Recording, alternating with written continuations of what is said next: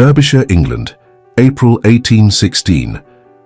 The rain fell in relentless sheets across the grounds of Lenox Hall, turning the gravel drive into a river of grey stone and streaming water. Through the downpour, a modest travelling coach approached the great house, its wheels churning mud, its single occupant clutching a worn reticule as though it contained her last shred of dignity.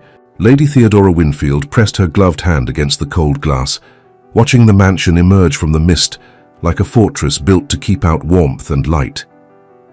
Jacobean towers rose against the storm-dark sky, their windows reflecting nothing but emptiness. This was to be her home now, her prison more accurately, purchased with her father's debts and her mother's desperate tears. The marriage contract lay folded in her reticule, signed just 3 days prior in a London solicitor's office that smelled of dust and broken promises. The Earl of Lennox had not even attended the signing. His man of business had done it all, clinical and efficient, as though purchasing a broodmare rather than acquiring a wife. If stories of love that rises from the ashes of grief move your heart, subscribe now and join us on this journey. You won't want to miss what happens next. The coach door opened, and Theodora stepped down into ankle-deep mud, her traveling dress immediately soaked. No servants rushed forward with umbrellas, no housekeeper waited at the door with welcoming smiles. The great oak doors of Lenox Hall remained firmly closed against her arrival. She stood in the rain for a full minute before a thin, elderly butler finally appeared, his expression suggesting he had opened the door to admit an unpleasant odor rather than the new Countess of Lennox. "Lady Winfield," he said, the deliberate omission of her new title cutting like a blade. "His lordship is in the library. He will see you at his convenience." The entrance hall swallowed her footsteps as she followed the butler's rigid back through corridors lined with portraits of Valmont ancestors who seemed to judge her with painted eyes. Everywhere she looked, fresh flowers filled Chinese vases, white roses, exclusively white roses, their perfume cloying and oppressive. "The late Countess's favourite," the butler said without turning. "His lordship maintains a mourning calendar in his study, my lady. He does not permit a single day to pass unmarked." Theodora remained silent. What words could exist for this truth? That her dying mother's face haunted her dreams with the same relentlessness that his dead wife's memory haunted these halls?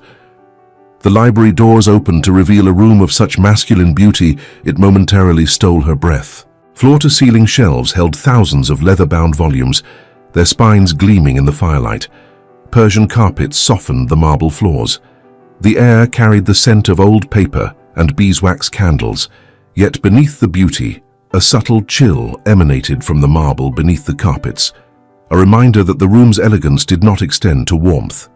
The man standing before the fire invited nothing but distance. Garrett Valmont, Earl of Lennox, turned to face her with the slow deliberation of someone performing an unpleasant duty.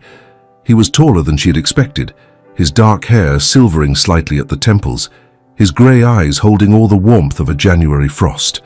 He wore mourning black despite 3 years having passed, a deliberate statement that needed no words.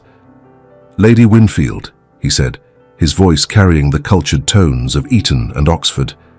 "I trust your journey was not too uncomfortable." The formal words, spoken without a trace of actual concern, set the tone for everything that would follow. "The rain was quite severe, my lord," Theodora replied, maintaining her composure despite her sodden appearance. "But I have arrived safely, which is all that matters." "Indeed," he gestured to a chair but did not wait to see if she sat. "I believe we should establish the terms of this arrangement immediately. Clarity prevents misunderstanding, and I have no patience for the latter." Theodora lowered herself into the chair, her spine straight despite exhaustion. She had learned composure in a harsh school, watching creditors dismantle her childhood home piece by piece, nursing her mother through lung fever in rooms grown cold from lack of coal, accepting this marriage as the only alternative to complete destitution.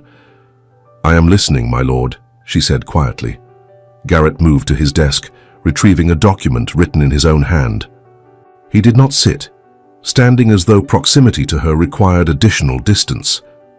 "First," he began, his tone suggesting he was reviewing a business contract, "you will have your own chambers in the East Wing. I occupy rooms in the West. We will maintain separate households within this house. She nodded once. Second, you will not redecorate, rearrange, or otherwise alter any space in this house without my explicit permission. Everything here is arranged as my late wife preferred, and I will not have her memory disturbed. I would not presume, Theodora began, but he continued as though she had not spoken. Third, you will not expect or request my presence at social functions. I no longer attend balls, routs, or any gathering of the ton. You may accept invitations if you wish, though I imagine few will be forthcoming once society understands the nature of our arrangement. The cruelty of that statement, casually delivered, utterly accurate, landed like a physical blow. But Theodora kept her expression neutral. Fourth, you will provide me with an heir. This is, after all, the sole purpose of this marriage from my perspective. Once you have fulfilled that duty, we need have minimal contact. He delivered these words with the same inflection one might use to discuss crop rotation. Theodora felt heat rise in her cheeks, not from embarrassment, but from the humiliation of being reduced to such a mercenary transaction. Do you understand these terms? He asked, finally meeting her eyes directly. In that moment, Theodora saw not cruelty but something worse, complete emptiness. The man before her was not trying to hurt her. He simply did not care enough to try anything at all. I understand perfectly, my lord, she said, surprised by the steadiness of her own voice. Might I add one term of my own? His eyebrows rose slightly, the first hint of any expression at all. You may speak. I ask only that you permit me to write to my mother weekly and to visit her in Bath once per quarter. She is quite ill, and I am all she has left in this world. For a moment something flickered across his features, perhaps recognition of another person's grief, perhaps merely impatience to conclude this interview. You may write as often as you wish, he said. As for visits, inform Henderson when you intend to travel and appropriate arrangements will be made. I will not accompany you. I would not expect you to, my lord. Then we understand each other. He returned the document to his desk. Henderson will show you to your chambers. Dinner is served at 8. I generally dine in my study, so you will have the dining room to yourself. Good day, Lady Winfield. The dismissal was absolute. Theodora rose, curtsied with perfect propriety, and followed Henderson back into the corridor. She did not look back, though she felt Garrett's eyes on her retreating form, not with interest, but with the same regard one might give a problem temporarily solved, but fundamentally unwelcome. Her chambers were beautiful in an impersonal way. Decorated in blues and creams, they overlooked the eastern gardens, which even through the rain showed signs of careful planning and long neglect. A fire burned in the grate, and her meager belongings had already been unpacked by silent, efficient hands. Martha, her lady's maid, the only servant who had agreed to come with her from London, bustled in with a tea tray, her round face creased with concern. "Oh, my lady," she whispered, "what a cold welcome. The staff here talk of nothing but the First Lady Lennox, as though she were a saint descended from heaven itself." Theodora sank into a chair by the fire, suddenly exhausted beyond measure. "Then I shall have to prove myself through actions rather than words, Martha. What else can I do?" "You could have refused this marriage," Martha said boldly, then immediately looked stricken. "Forgive me, my lady, I speak out of turn." "No," Theodora replied softly. "You speak the truth.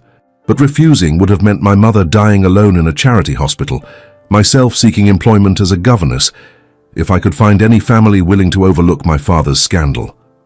This way, at least, I can ensure Mama has comfort in her final months. My happiness is a small price to pay for her peace." That night, Theodora dined alone in a dining room that could seat 40, served by footmen who looked through her rather than at her.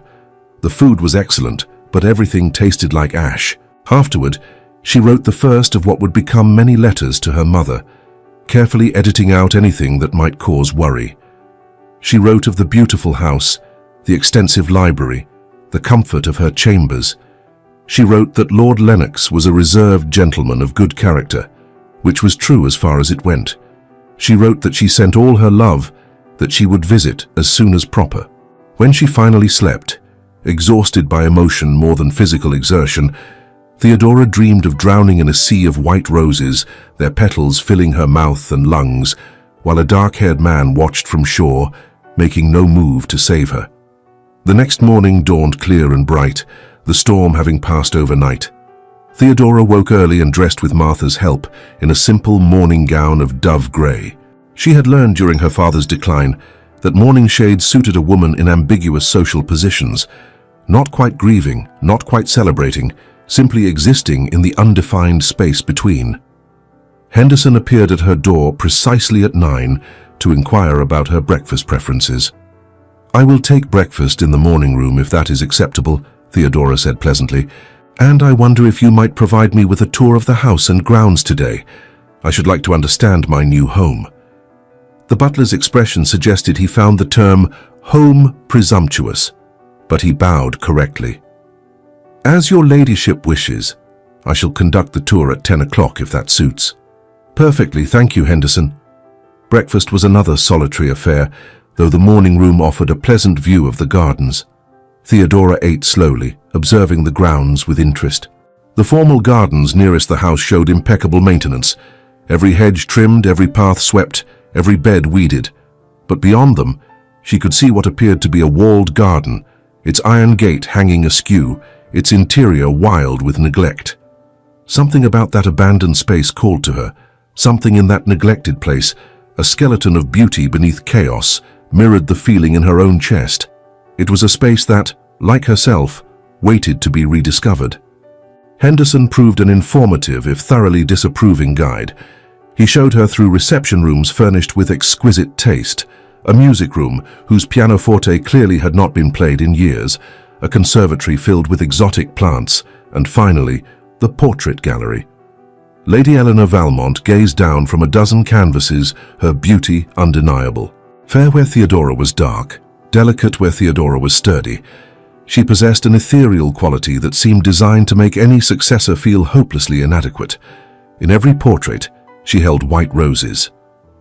"The late Countess was accomplished in all the feminine arts," Henderson said, his voice warming for the first time.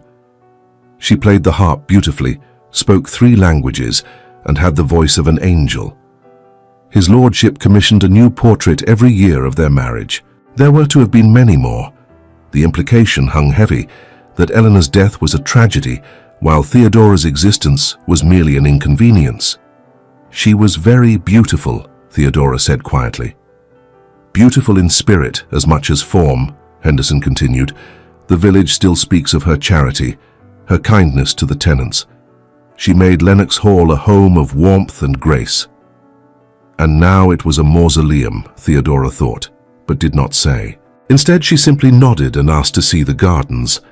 The walled garden, when Henderson reluctantly led her to it, proved even more melancholy up close. The gate groaned on rusted hinges as he pushed it open, revealing what had once been a rose garden of extraordinary beauty. Climbing roses had overgrown their trellises and collapsed in tangled masses. Paths disappeared under weeds. A small fountain stood dry and cracked, its cherub statue stained green with neglect. Yet beneath the decay, the bones of something magnificent remained. "This was Lady Eleanor's particular project," Henderson said, his voice rough with emotion. "She designed every aspect herself, imported specimens from France and Italy. She spent hours here each day, tending the roses with her own hands. After her death, his lordship ordered it locked. He cannot bear to see it, but neither can he bear to have it destroyed. So it simply dies slowly," Theodora murmured, running her fingers over a rose cane thick as her wrist, feeling the thorns that could still draw blood despite years of neglect. "How very sad." "His lordship preferred it remain as her memorial," Henderson said stiffly. Theodora said nothing more, but as they returned to the house, her mind turned over possibilities. Here was something she might do, not to erase Eleanor's memory, but to honor it. Not to replace the First Lady Lennox, but to preserve what she had created. That afternoon, she composed a careful note to her husband, requesting permission to restore the garden as a proper memorial to Lady Eleanor. She emphasized that she would change nothing of the original design, merely revive what decay had claimed. She sent it via Henderson and waited. The response came at dinner, or rather the lack of response. Henderson delivered a brief message that his lordship was engaged with estate business and could not be disturbed. The implication was clear. Her request was not important enough to warrant even a refusal. Theodora ate her solitary meal, wrote another cheerful lie of a letter to her mother, and retired to her chambers feeling more isolated than she had ever felt in her life. Yet that night, she dreamed not of drowning in roses, but of bringing them back to life. The days acquired a pattern, each one virtually indistinguishable from the last. Theodora woke, breakfasted alone, occupied herself with reading in the library during times she knew Garrett used his study, walked the grounds under Martha's watchful chaperoning, and retired early to write letters that grew increasingly difficult to keep optimistic. She saw her husband perhaps twice per week, and then only in passing, a nod in the corridor, a brief acknowledgement at dinner on the rare occasions he chose to use the dining room. He spoke to her only when absolutely necessary, and then with such frigid politeness that she might have been a distant acquaintance rather than his wife. 3 weeks into her marriage, Theodora received word that her mother's health had worsened. The physician in Bath recommended she visit at her earliest convenience. Theodora requested an audience with Garrett through Henderson. The butler returned with a note written in her husband's decisive hand. "Make whatever arrangements you require. Henderson will see that you have funds and appropriate escort. I trust your journey will be safe." No expression of sympathy. No offer to accompany her. Simply permission granted and arrangements delegated, as though she were a servant requesting leave. Theodora departed the next morning, accompanied by Martha and 2 grooms. She did not see her husband before leaving. He sent no message, nothing to suggest her absence would be noted or her return anticipated. Bath offered the bittersweet comfort of her mother's presence, despite the woman's obvious decline. Mrs. Winfield lay in a clean but modest set of rooms in a respectable house catering to invalid ladies of reduced circumstances. "My darling girl," her mother whispered, her once beautiful face now gaunt with illness. "You came." "Of course I came, Mama," Theodora said, taking those fragile hands in her own. "I will always come when you need me." "Are you happy, Theodora?" her mother asked, her faded blue eyes searching her daughter's face. "Tell me the truth, child. I am beyond the need for comforting lies." Theodora wanted to lie anyway, but looking into those eyes she found she could not. "I am learning my place, Mama," she said carefully. "Lord Lennox is a gentleman of honor. He provides for me generously. I want for nothing material." "That is not what I asked," her mother replied with the ghost of her former firmness. "Does he treat you kindly? Does he make you feel valued?" "I think," Theodora said slowly, "that he is a man who loved deeply once and cannot imagine loving again. I do not fault him for his grief, Mama. I only wish I knew how to help him carry it." Her mother's eyes filled with tears. "Oh, my darling, you always had such a tender heart. But you cannot heal someone who does not wish to be healed. Promise me you will not lose yourself trying to save him from his sorrow." "I promise to remember who I am," Theodora said, which was not quite the same thing, but the best she could honestly offer. When Theodora finally departed 3 days later, after sitting vigil through a particularly difficult night, she kissed her mother's forehead with the terrible knowledge that this might be the last time. "Be strong, my love," her mother whispered. "You are worth more than you know. Do not let anyone make you believe otherwise." Theodora carried those words back to Derbyshire, like a talisman against the cold reception she knew awaited her return. Lennox Hall looked even more forbidding as her coach approached in the fading light of a grey afternoon. Henderson opened the door with his usual expression of tolerant disapproval, informed her that her chambers had been prepared, and mentioned in passing that his lordship had gone to London on business the day after her departure and was not expected back for another week. Of course he had. The moment she left, removing even the minimal obligation of avoiding her, he had seized the opportunity to escape. The message could not have been clearer. Her presence in his house was something to be endured, her absence a relief to be exploited. Theodora made her way to her chambers and allowed Martha to help her into a warm bath. Only when she was alone did she finally allow herself to cry, for her dying mother, for her cold marriage, for the girl she had been before circumstances forced her to become someone harder and lonelier. But tears accomplished nothing, as she well knew. So she dried her eyes and determined to do the only thing she could do, find purpose in a place that offered her no welcome. The next morning, armed with gardening gloves borrowed from the conservatory and pruning shears from the potting shed, Theodora made her way to the walled garden. If Garrett would not respond to her written request, she would simply act without his permission and accept whatever consequences followed. This was not an attempt to please him. This was an act of reclamation, both of the garden and of herself. If he had confined her to a corner of the house, she would make that corner a place of beauty and purpose, by her own will and for her own sanity. The garden greeted her with the silence of abandonment. Theodora stood at the entrance for a long moment, taking in the magnitude of the task. 3 years of neglect had done considerable damage, but she could work with damaged things. She had learned that skill intimately. She began with the small fountain, clearing away the weeds that choked its base, running her fingers over the cracked marble. The cherub's face, once she cleaned away the grime and moss, revealed surprising gentleness, a baby angel sleeping rather than celebrating, as though even in death Eleanor had thought of the child she lost. It was then that Theodora understood this garden was not merely beautiful. It was a shrine to hope lost, dreams shattered, a future that would never arrive. Eleanor had created this space while pregnant, planning for the child she would never hold, the life she would never live. Theodora found herself crying again, but differently this time.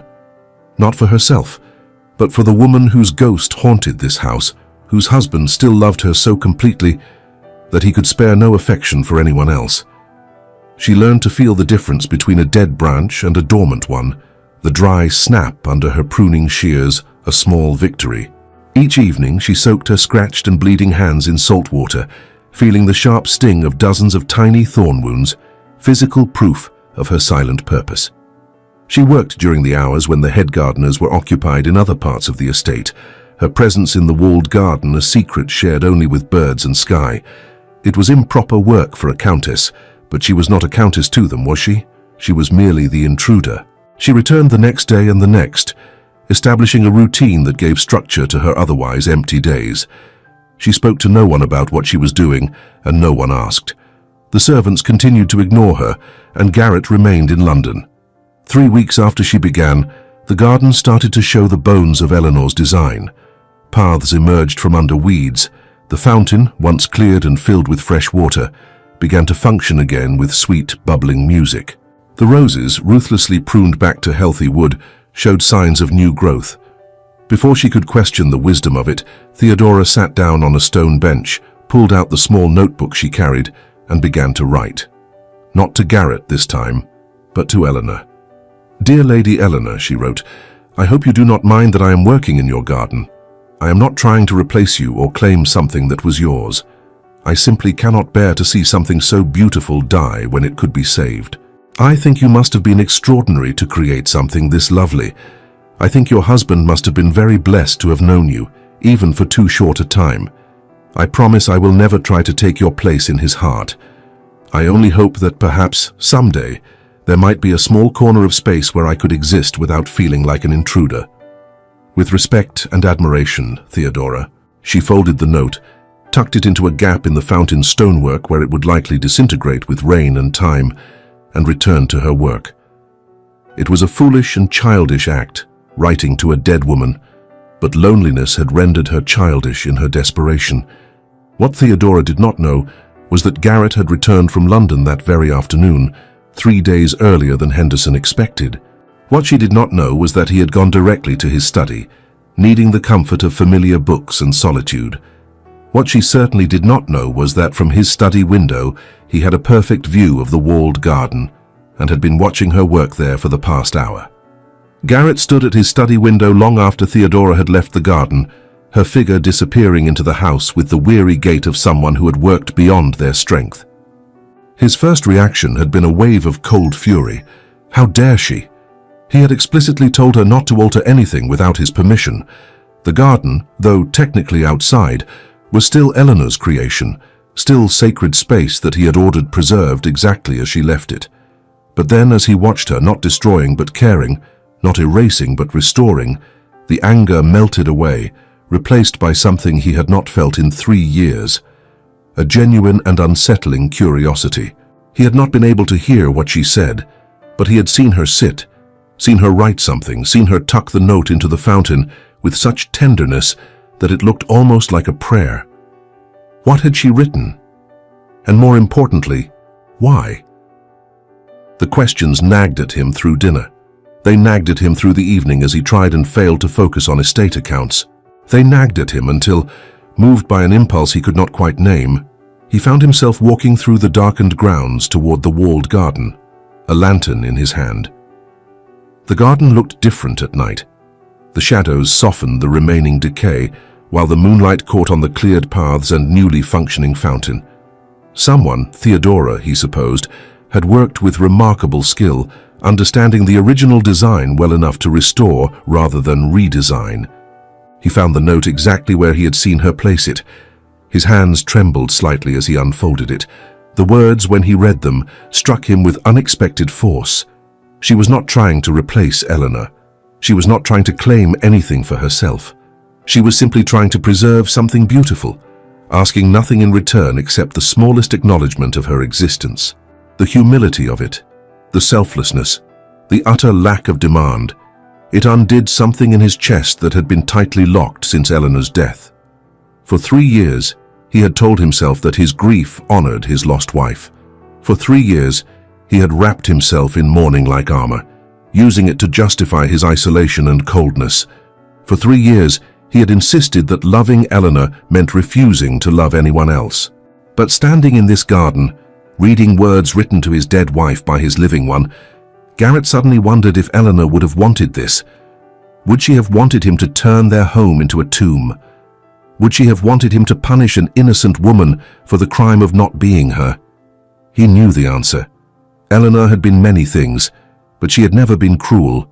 She had loved life, loved laughter, loved the idea of home filled with children and warmth. More than that, she would have been appalled at how he had treated Theodora. Garrett refolded the note carefully, returned it to its hiding place, and stood for a long moment in the garden. The fountain burbled softly. Somewhere in the darkness, an owl called, hunting. Life continued, whether he acknowledged it or not.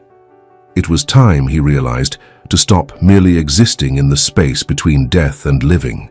It was time to consider that perhaps honoring Eleanor's memory might mean learning to live again. He returned to the house and sought out Henderson in the butler's pantry. "Henderson," Garrett said without preamble, "I understand Lady Lennox has been working in the rose garden." "Yes, my lord," Henderson replied, his tone carefully neutral, "for some 3 weeks now." "Why did she not seek my permission first?" "She did, my lord. She sent you a note shortly after her arrival, requesting permission to restore the garden as a memorial to the late Countess. You did not respond." Garrett felt heat rise in his face.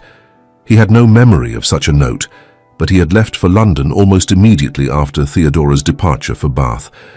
"I see," he said quietly. "And has she done any damage to the garden's original design?" "Quite the contrary, my lord," Henderson said, and for the first time, Garrett heard something other than disapproval in the old butler's voice. "She has been remarkably careful to preserve Lady Eleanor's vision while removing the decay that threatened to destroy it entirely. I believe Lady Eleanor herself would have been pleased with the restoration." The admission clearly cost Henderson something. The butler had been devoted to Eleanor, had mourned her loss almost as deeply as Garrett himself. "Has Lady Lennox requested anything from the household in connection with this work?" "No, my lord. She has asked for nothing. She works alone, using tools she found in the potting shed and wearing gloves borrowed from the conservatory." Of course she had not. She had learned that asking him for anything led only to silence or refusal. "Thank you, Henderson," he said finally. "That will be all for tonight." "My lord," Henderson said as Garrett turned to leave, "if I might speak plainly?" Garrett paused. "You may." "Lady Theodora is nothing like Lady Eleanor," the butler said carefully. "She does not play the harp, or speak 3 languages, or possess Lady Eleanor's ethereal beauty. But in these weeks, I have observed her treating the lowest scullery maid with the same courtesy she shows to myself. I have watched her work in that garden until her hands bleed, asking nothing in return. I have seen her write cheerful letters to her dying mother while holding back tears. She is not Lady Eleanor, my lord. But perhaps that does not mean she is without worth of her own. Garrett nodded slowly, unable to quite meet Henderson's eyes. Thank you for your candor, he managed. I will take your words under advisement. But he did not sleep that night.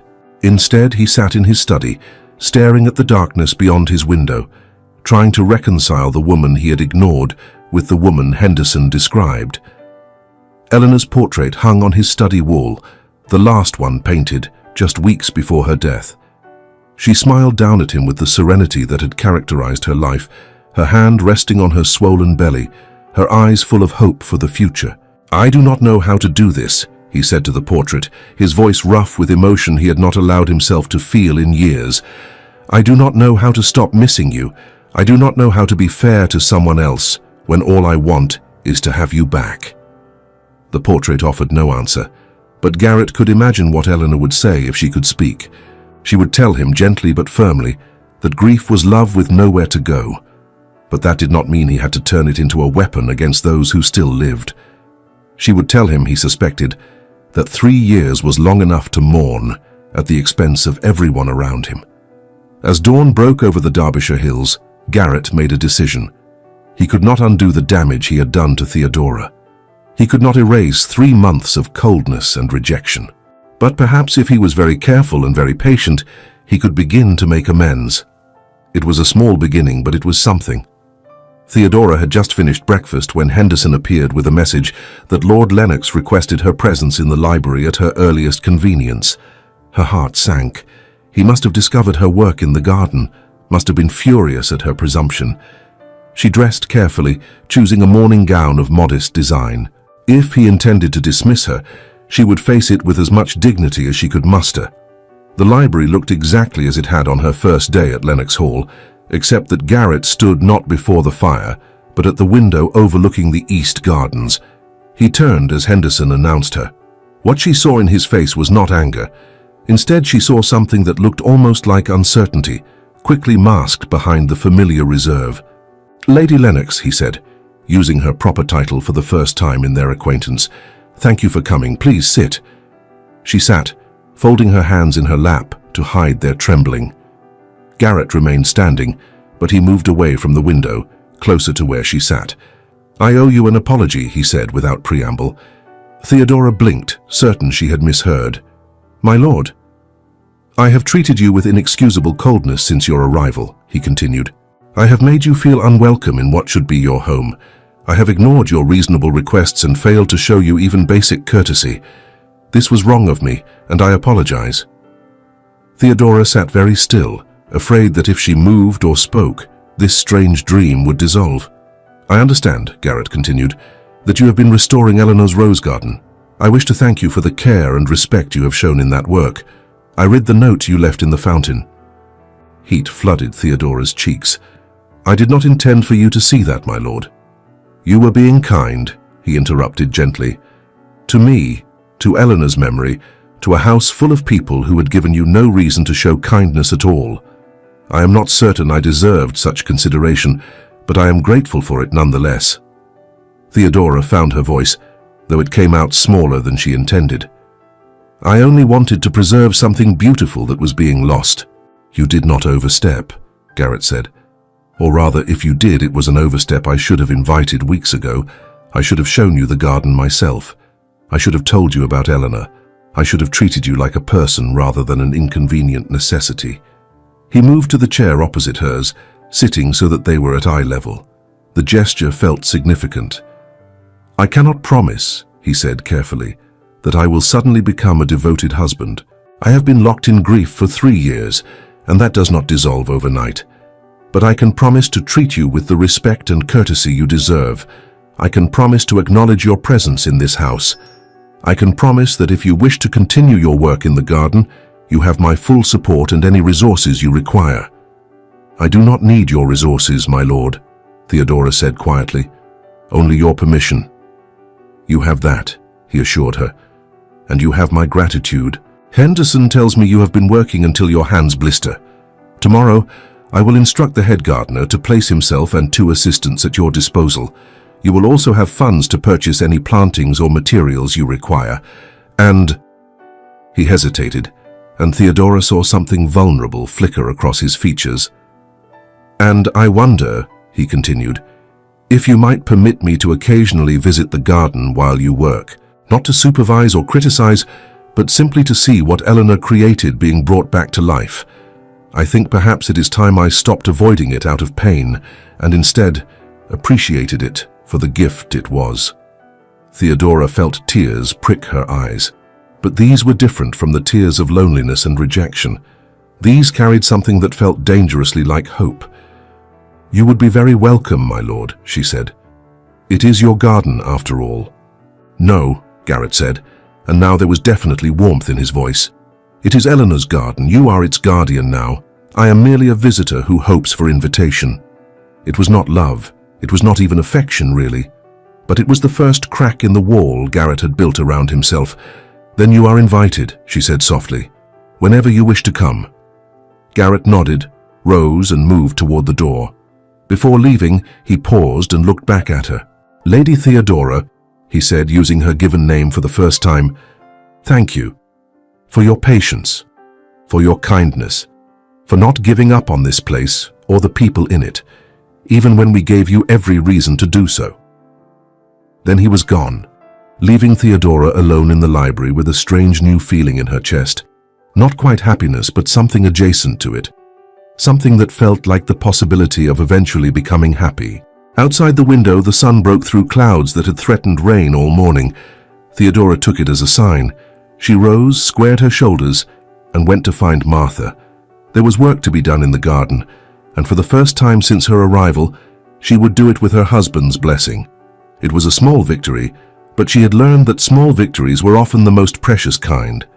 The change in Garrett was not dramatic, but it was consistent. He began taking breakfast in the morning room at the same time as Theodora, conversing about neutral topics, the estate, the weather, books they had both read. He asked about her mother's health and seemed genuinely concerned when she reported that Mrs. Winfield's condition continued to decline. In the garden, he appeared once or twice per week, initially standing at a distance and simply observing. Gradually, he moved closer, asking questions about her choices, explaining Eleanor's original intentions for various plantings. His voice, when he spoke of his late wife, carried profound sadness, but also something new, acceptance that she was gone and would not return. She would have liked you, I think, he said one afternoon as they stood by the restored fountain. You have her same patience with growing things, her same respect for beauty.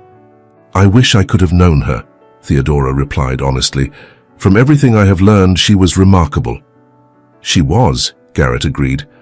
But she was also human, Theodora.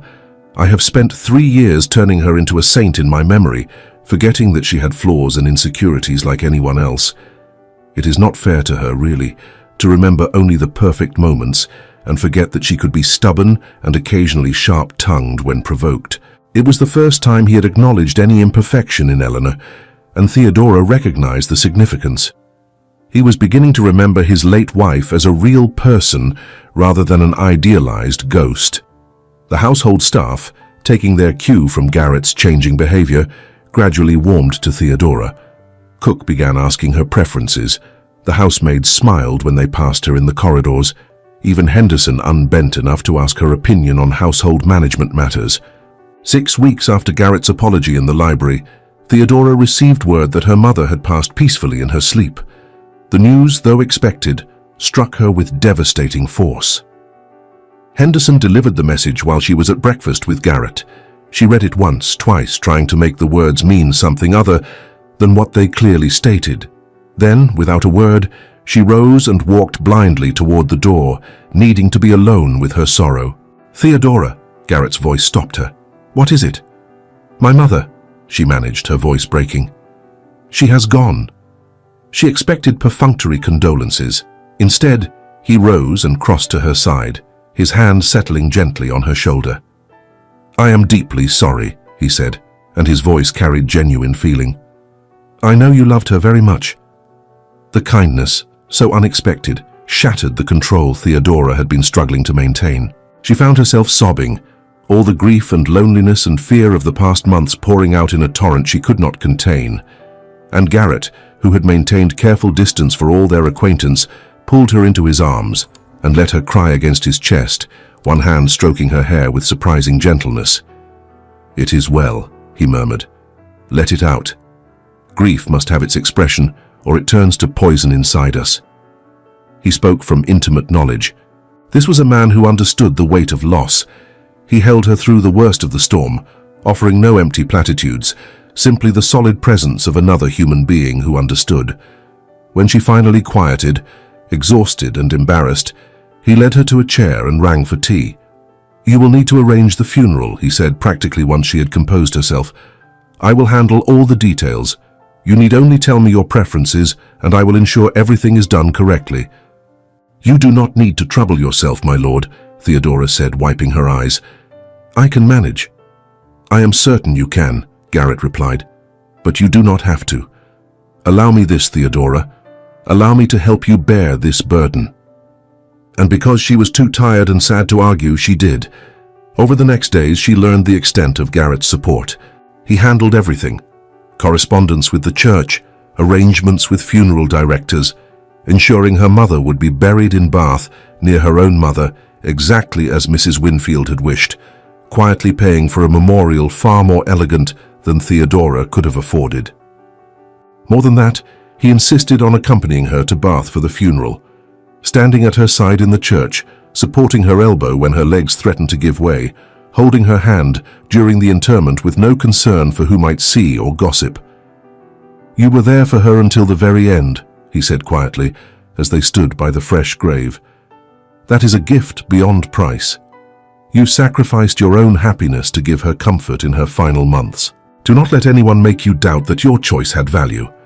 Theodora looked up at him, seeing him clearly for perhaps the first time. He was still grieving, still carrying wounds that would likely never fully heal, but he was also capable of compassion, of understanding, of being present for someone else's pain even while carrying his own. "Thank you," she whispered, "for everything, for being here, for not making me face this alone." Something shifted in Garrett's expression, something that looked almost like pain mixed with determination. "You are not alone, Theodora," he said firmly. "You are my wife. For better or worse, we are bound to each other. I have been a poor husband thus far, but I would like to try to become a better one, if you will allow it." Before she could respond, he had turned and guided her back to the coach. But Theodora held those words close through the journey home, examining them from every angle. Not love, certainly. He had loved Eleanor with a completeness that likely left no room for another woman to occupy the same space in his heart. But perhaps something else. Companionship. Partnership. A marriage that was more than a cold transaction. It was more than she had expected when she signed that contract. Perhaps with time it might even be enough. The spring turned to summer, and with it came the full flowering of Eleanor's restored garden. Roses climbed trellises in cascades of pink and white and yellow. The fountain sang its gentle song. Bees hummed among the blooms, and birds nested in the climbing vines. Garrett joined her more frequently now, sometimes working alongside her in companionable silence, sometimes simply sitting on the stone bench and reading while she worked. They spoke of many things: books, politics, estate management, childhood memories, carefully constructing a friendship from the ruins of their disastrous beginning. One evening in late June, they were working together to stake a particularly vigorous climbing rose when Garrett paused, his hand stilling on the trellis. "Theodora," he said carefully, not looking at her, "I wonder if you might answer a question for me." "Of course, my lord." "Sir, when you wrote that note to Eleanor," he continued, still focused on the roses, "you said you hoped there might someday be a small corner of space where you could exist without feeling like an intruder. Do you still feel that way? Like an intruder in your own home?" Theodora considered the question carefully. Honesty seemed important, even if the answer might pain him. "Less so than I did," she said finally. "In these recent months you have made efforts to include me, to acknowledge my presence. The staff have become warmer, I have been able to make small contributions to the household. I no longer feel quite so invisible." "But," he prompted, hearing what she had not said. "But I am still aware," she continued slowly, "that I am not who you would have chosen. That if circumstances had not forced your hand, you would still be alone here with Eleanor's memory. I do not fault you for that, truly. But I cannot pretend that knowledge does not color everything between us." Garrett was quiet for a long moment. Then he set down the stake he had been holding and turned to face her fully. "You are correct," he said. "If my circumstances had been different, I would not have remarried. I certainly would not have chosen a bride site unseen through a financial arrangement. I would have remained here, slowly turning into a bitter old man who lived only in the past." He paused, and when he spoke again, his voice carried a quality she had never heard before, something raw and honest. "But here is what I have come to understand, Theodora. Eleanor is gone. No amount of grief or loyalty or preserved gardens will bring her back. And while I was busy building monuments to her memory, I was making everyone around me miserable, including myself. You did not deserve to walk into that. No one would have." "I knew what I was agreeing to," Theodora said quietly. "I came into this marriage with my eyes open." "Perhaps," Garrett acknowledged, "but knowing something intellectually is different from living the reality. You have shown more grace and patience than I had any right to expect. You have honored Eleanor's memory while carving out your own space. You have transformed this house from a mausoleum back into something resembling a home." He reached out then, taking her dirt-stained hands in his own, heedless of the soil. "I cannot promise you the passionate love Eleanor and I shared," he said. "That was a different time, a different life, and I was a different man. But I can promise you respect, partnership, genuine affection that grows from shared experiences rather than immediate attraction. If you can be content with that, if you can accept a marriage based on companionship rather than grand passion, then I would like to truly try to make this work." Theodora looked down at their joined hands, then up into his grey eyes, seeing sincerity there along with uncertainty. "I can be content with that," she said softly. "I never expected passion, Garrett. I only wanted not to be invisible, to matter to someone, even in some small way." "You matter," he said firmly. "Perhaps not in the way you imagined when you were a girl dreaming of romance. But you matter to this house, to this estate, and increasingly to me. I find I look forward to our conversations. I appreciate your perspective. I value your company. That may not be love, but it is something real and worth building upon." "Then let us build upon it," Theodora replied, squeezing his hands gently. "Let us see what we can create together, even if it is not what either of us originally envisioned." Garrett smiled then, a genuine smile that reached his eyes and transformed his entire countenance. Theodora realized with a start that this might be the first time she had seen him truly smile since their marriage began. "Agreed," he said. "Though I warn you, I am still learning how to live again. I may stumble." "Then we will stumble together," Theodora said. "That is what partnerships are for, I believe." They returned to their work, but something had fundamentally shifted between them. The careful distance had been breached, replaced by something warmer and more solid. Not love, not yet, perhaps not ever in the consuming way he had loved Eleanor, but something genuine nonetheless, something worth nurturing, like the roses they tended together. As the sun set over the garden, painting the sky in shades of rose and gold, Theodora felt something she had not felt since before her father's death. Hope. Not the desperate hope of drowning person grasping at straws, but the quiet, steady hope of someone planting seeds and trusting in eventual harvest. Autumn arrived with its usual pageantry of color and chill. The change in seasons brought changes to Lennox Hall as well. Garrett had begun seeking Theodora's opinion on estate matters, discussing tenant concerns and agricultural decisions with her over breakfast. They had also tentatively begun spending evenings together in the library. Garrett would read aloud while Theodora worked on her embroidery, or they would sit in companionable silence with their separate books, occasionally sharing interesting passages. These quiet evenings became the highlight of Theodora's days. It was during one such evening that Garrett asked with studied casualness, "Have you given any thought to Christmas? I have not celebrated the holiday properly since Eleanor's death, but I wonder if perhaps this year we might consider hosting the family. My sister and her husband, perhaps some of the cousins, make Lenox Hall feel alive again." Theodora looked up from her embroidery, surprised and touched. "I would welcome that very much, though I confess I have little experience hosting large gatherings." "Then we will plan it together," Garrett said simply. "Henderson will assist, and you have proven yourself more than capable of managing complex projects. The Rose Garden is testament to that." "Then let us host Christmas," she agreed. "Let us fill this house with life and laughter. I think it would please Eleanor to know her home was no longer a shrine but a living place again." "I think it would," Garrett agreed quietly. She loved Christmas.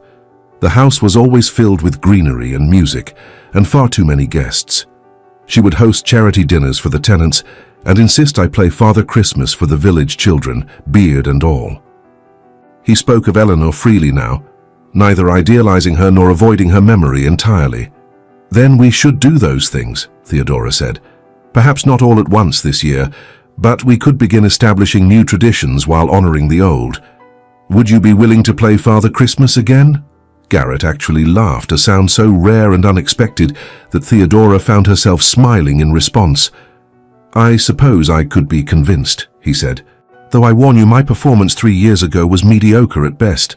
Eleanor always said I looked more like an irritated bear than a jolly saint."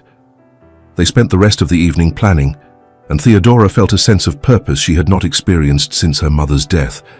This house was becoming hers, not in the sense of possession, but in the sense of belonging. Christmas at Lenox Hall surpassed all expectations. Garrett's sister arrived with her jovial husband and 3 exuberant children, who brought chaos and joy in equal measure. Cousins came from Somerset and Cornwall, along with several families from the local gentry. The house, so long silent, rang with conversation and laughter. The highlight of the season was the tenants' dinner on Christmas Eve. Theodora had worked with cook to prepare a feast that would feed over 50 people, while Garrett arranged games and prizes for the children. Seeing him don the Father Christmas beard and distribute gifts to wide-eyed village children, Theodora felt something shift in her chest. Something warm and tender that felt dangerously like affection, far deeper than companionable regard. She pushed the feeling aside. They had agreed on partnership, not passion. It would be foolish to want more than what had been promised. But late that night, after the guests had departed and the household had quieted, Garrett found her in the library, staring into the dying fire. "You look pensive," he observed, settling into the chair beside hers. "Are you very tired?" "Pleasantly tired," Theodora replied. "It was wonderful, Garrett. All of it. Thank you for suggesting it." "It was overdue," he said. "This house needs life." Eleanor understood that instinctively. "I think you do as well, in your own way." They sat in comfortable silence for a moment. Then Garrett spoke again, his voice carrying an odd quality Theodora could not quite identify. "I have been thinking," he began carefully, "about our arrangement, about the terms I set when you first arrived." Theodora's heart sank. Was he about to enforce the 4th term, the one about providing an heir? "I realize," Garrett continued, "that I established those terms from a place of grief and anger, not at you specifically, but at the world that had taken Eleanor and then expected me to simply continue living. The terms were harsh and unkind, and I wonder if you might consent to renegotiating them." "Renegotiate," Theodora repeated carefully. "Yes." He turned to face her more fully. "I would like to propose new terms. First, that we share this house as true partners, making decisions together rather than you requiring my permission for everything. Second, that we present ourselves to society as a united couple, attending functions together if you wish. Third, that we continue to build the friendship we have begun, allowing it to develop naturally without artificial constraints." He paused, and when he spoke again, his voice was gentle. "I am not seeking to recreate what I lost. That belongs to the past. I am as curious to discover what something new built upon mutual respect could become." This acknowledgement that he was not simply replacing Eleanor but building something entirely different felt significant. And fourth, he continued, regarding the matter of an heir, I will not press you on that matter until and unless you feel comfortable with it.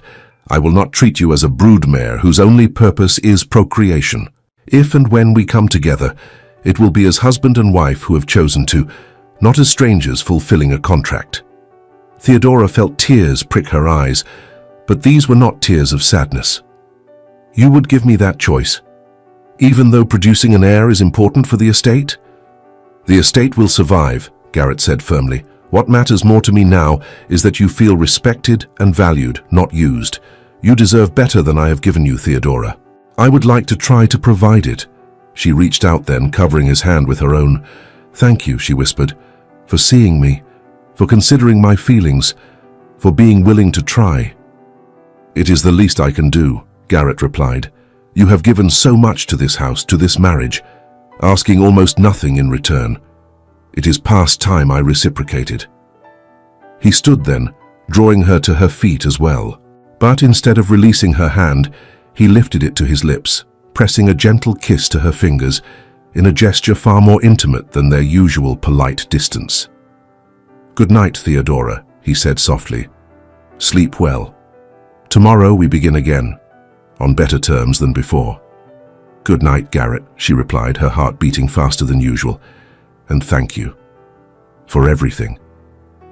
After he left, Theodora remained by the dying fire for a long time, her hand still tingling where his lips had touched. The gesture had been chaste, proper by any standard, yet it had carried more genuine affection than she had experienced from him in all their months of marriage. Perhaps, she thought, there was hope for something more after all. Winter in Derbyshire could be brutal, and late January brought a blizzard that buried the countryside in snow and ice. Theodora had been reading in her chambers when Henderson appeared with word that the library chimney was smoking badly. The drawing-room fire had been deemed unsafe as well, leaving only the morning room and Garrett's study with functioning hearths. His lordship has suggested, Henderson said with careful neutrality, that you might join him in the library despite the smoke, as he has opened the windows to air it out. He thought you might prefer company to sitting alone in the cold. It was an olive branch, an invitation to share space that had once been his exclusive domain. She gathered her book and a warm shawl and made her way to the library, where she found Garrett had indeed opened the windows despite the frigid air. This is madness, she said, laughing despite herself. We will both catch our deaths. Probably, Garrett agreed, adding another log to the sputtering fire. But at least we will do so together rather than separately freezing in our respective chambers.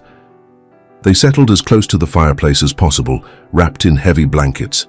They talked for hours, about everything and nothing, about childhood winters and favorite books, about estate matters and philosophy. At some point, Garrett shifted closer to better share his blanket, and Theodora found herself leaning against his shoulder, drawn by his warmth and the comfort of his solid presence. This is nice, she murmured, half asleep from the fire's warmth. It is, Garrett agreed, and there was something in his voice that made her look up at him.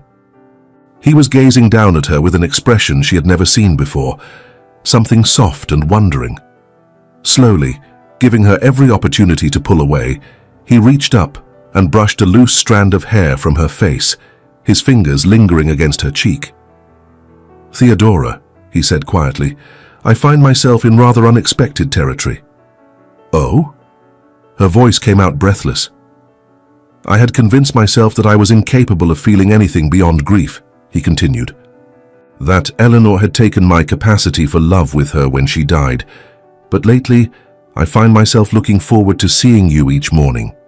I find excuses to be in your company. I find myself thinking about you when we are apart, wondering if you are well, if you are happy.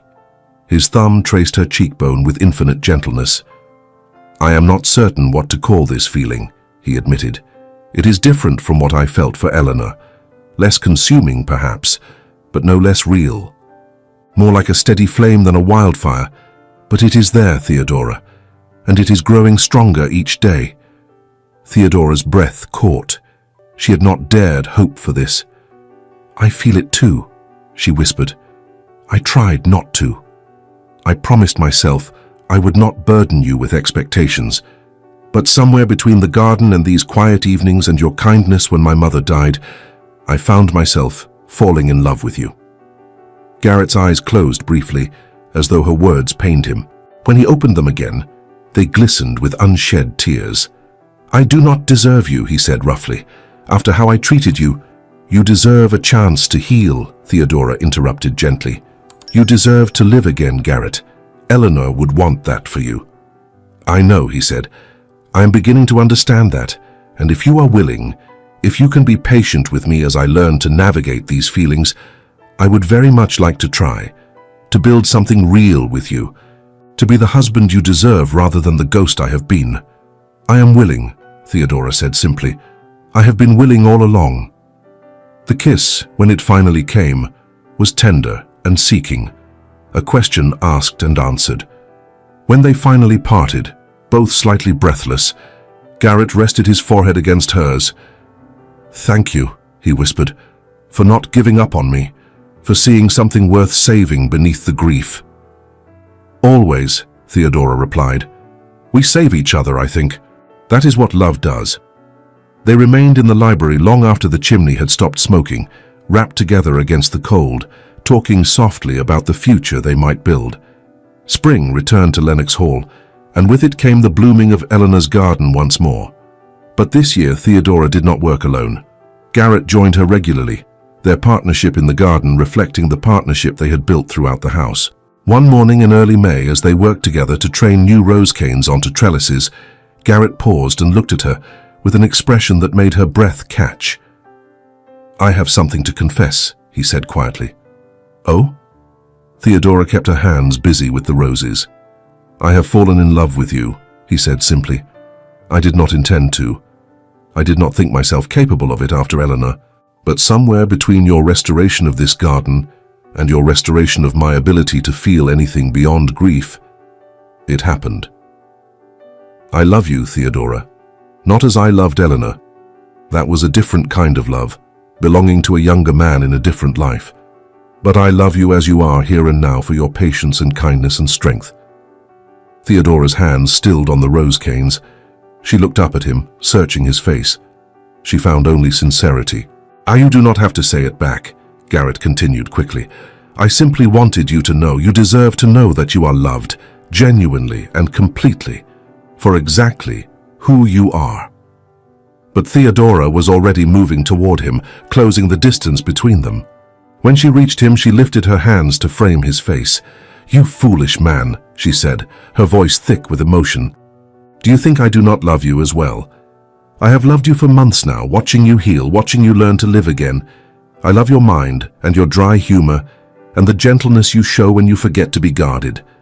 I love how you speak of Eleanor, without either idealizing her or forgetting her. I love that you made space for me in your life even when it cost you to do so." Garrett's arms came around her then, pulling her close with a fierce tenderness. "May I kiss you?" he asked, his lips a breath away from hers. "Properly, I mean, as a husband who loves his wife." "Please," Theodora whispered. The kiss, when it came, was everything she had not known she needed. It was gentle but not timid, passionate but not overwhelming. It tasted of hope and healing, of new beginnings built on the foundations of old sorrows overcome. When they finally parted, both slightly breathless, Garrett rested his forehead against hers. "I cannot promise this will be easy," he murmured. "I am still learning how to be a proper husband.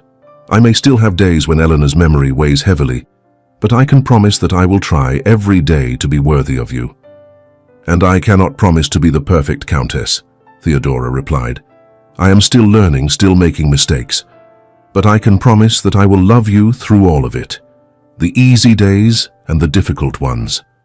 "Then we shall learn together," Garrett said, pressing another kiss to her lips, "as we have been doing all along." They stood together in Eleanor's garden, surrounded by blooming roses that Eleanor had planted and Theodora had saved, and it felt like a benediction. Not the ending of Eleanor's story, but the beginning of a new chapter, one that honored the past while embracing the future. That night, for the first time since their marriage, Theodora did not retire to her solitary chambers in the East Wing. Instead, with Henderson's discreetly approving smile and Martha's delighted tears, She moved her belongings to the Countess's chambers that adjoined Garrett's own rooms. They came together as husband and wife with tender care, learning each other with patience and genuine affection. There was no pretense that this was a passionate whirlwind romance. Instead, it was something rarer and perhaps more valuable. A love chosen deliberately, built through adversity, strengthened by mutual respect. Afterward, as they lay together in the darkness, Garrett spoke quietly. "I want you to know," he said, "that I do not compare you to Eleanor when we are together like this. You are entirely yourself, and I love you for who you are, not as a replacement for who I lost." "I know," Theodora replied, running her fingers through his hair. "I trust that now. It took time, but I understand that you have room in your heart for both of us, for her memory and for my presence." "The heart is miraculous that way," Garrett agreed. "It can hold more than we imagine if we let it." They drifted to sleep in each other's arms, and for the first time in years, neither of them dreamed of loss or loneliness. Instead, they dreamed of spring gardens and shared laughter, and a future they would build together. 2 years had passed since that spring morning when Garrett had confessed his love among the roses. Theodora stood in their garden, for she had begun to think of it as theirs now, watching her husband play with their son. Little Edmund, named after Garrett's father, toddled among the rose bushes with the fearless determination of a child who had never known anything but love. At 15 months old, he was the image of his father, with the same dark hair and grey eyes, though he had inherited Theodora's stubborn chin. "Careful, Edmund," Garrett called as the child reached for a thorny cane. "Those roses bite, remember?" "Bite," Edmund repeated gleefully.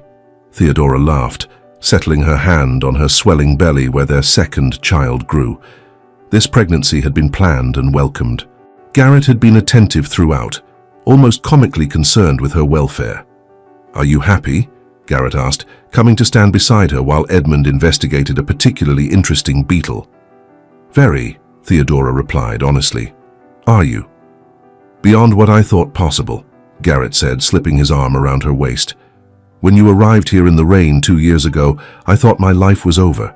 I was simply going through the motions, fulfilling duties without hope or joy. You changed everything, Theodora. You brought me back to life." "We brought each other back to life," Theodora corrected. "I was drowning too in my own way. You gave me purpose, a home, a family. You taught me that sometimes the best things in life are not the ones we planned for, but the ones we build from circumstances we did not choose." They stood together, watching their son discover the world, feeling the promise of another child between them. Life had returned to Lenox Hall. The smiles of the servants, the prosperity of the tenants, and even Henderson's open devotion to young Edmund were proof of it. "I still think of her sometimes," Garrett said quietly, nodding toward Eleanor's portrait in the gallery. "But not with pain anymore, just with gratitude for what we shared and acceptance of what was lost. Does that seem strange?" "Not at all," Theodora replied. "Love does not diminish because we find it again with someone else. Your love for Eleanor does not lessen your love for me. They exist side by side, each perfect in its own way." "Wise words from a wise woman," Garrett murmured, pressing a kiss to her temple. "How did I become so fortunate as to marry you?" "Debt, desperation, and a business arrangement," Theodora replied with a smile. "The least romantic beginning imaginable." "And yet," Garrett said, turning her to face him, "it led to the most profound love I have known. Not the easiest love, certainly, but the one that taught me the most about resilience, patience, and the human capacity for healing." Edmund toddled over then, demanding attention. Garrett scooped him up, settling the child on his hip while keeping his other arm around Theodora. "I have commissioned a portrait," Garrett said, "of the 3 of us, soon to be 4, here in the garden. I want to remember this exactly as it is, imperfect, joyful, real. A family that chose each other, even when we did not initially have that choice." Theodora felt tears prick her eyes, but these were happy tears. "That sounds perfect," she whispered. As the sun began to set over Lenox Hall, painting the sky in shades of rose and gold that matched the blooms surrounding them, the small family made their way back to the house. Behind them, the garden stood as testament to love's ability to endure, transform, and bloom again, even after the harshest winters. And in the portraits that would hang in the gallery, Eleanor's dozen canvases and this new one of Theodora's family, future generations would see not tragedy followed by replacement, but the beautiful complexity of the human heart, its capacity to love deeply, to grieve honestly, and ultimately to heal and love again. Thank you for staying with us through Theodora and Garrett's journey.